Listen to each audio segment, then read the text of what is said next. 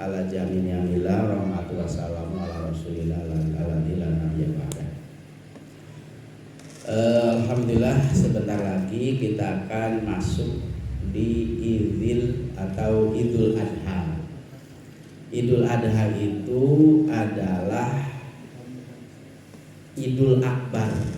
Lebaran paling besar itu Idul Akbar. Apa Idul Adha? Nah, Idul Adha, para jamaah sekalian, sejarahnya adalah Nabi Ibrahim alaihi salam bermimpi malam pertama, kedua, dan ketiga. Pertama mimpi rokan Nabi Ibrahim itu merasa ini dari syaitan. Kemudian kedua yakin, dan yang ketiga diadakan penyembelihan. Makanya tanggal 8, 9, 10 8 namanya hari Tarwiyah, 9 Arafah, 10-nya adalah Udhiyah. Udhiyah itu penyembelihan, Arafah itu ya yakin kenal. Nah, kemudian para jamaah haji pada tanggal 9 Arafah itu mengadakan rukun haji, yaitu wukuf di padang Arafah. Itu wajib masuk rukun. Nah, bagi yang tidak berhaji disunahkan berpuasa tanggal 9 pada bulan Zulhijjah. Ada yang tambahan 8 juga berpuasa, yaitu Tarwiyah namanya. Jamaah hadirin masyiral muslimin rahimakumullah, pahalanya besar sekali. Orang yang berpuasa Arafah, pahalanya adalah dihapuskan dosanya selama 2 tahun. 2 tahun yang kemarin puasa Arafah sehari dihapuskan oleh Allah Subhanahu wa ta'ala. Kemudian orang yang berkurban lebih besar lagi pahalanya. Kurban itu kan dari kata qoroba, artinya mendekatkan diri kepada Allah Subhanahu wa ta'ala. Nominal uang yang sekian banyak itu rela untuk dikurban.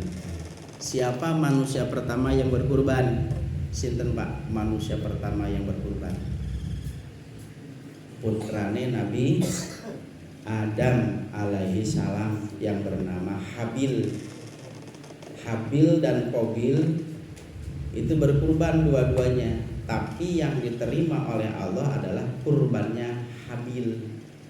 Ini putra daripada Nabi Adam yang bersengketa padu gara-gara nopo gara-gara nih rebutan cewek. Jadi cara sakniki enten wong kok padu gara-gara rebutan cewek, itu ada kisahnya, bahkan putra Nabi Adam alaihi salam. Karena pada waktu itu manusianya cuman itu saja. Jadi nikahnya itu diseling. Setiap lahir Siti Hawa itu melahirkan kembar sepasang. Habil itu dengan Labuda, Qabil dengan Iklimah. Nggak mungkin kalau kembarannya dinikahkan, akhirnya disilang. Kemudian Qabil tidak menerima hasil keputusan itu karena merasa kembarannya lebih cantik daripada kembarannya Habil. Akhirnya diberilah istilahnya oleh Allah Subhanahu wa ta'ala perintah berupa berkurban. Kemudian yang diterima kurbannya Habil karena kurbannya ikhlas dan hewannya sangat besar. Kemudian Qabil tidak menerima dan Habil dibunuh, Pak. Jadi pembunuhan pertama itu terjadi pada waktu dipukul dengan batu besar.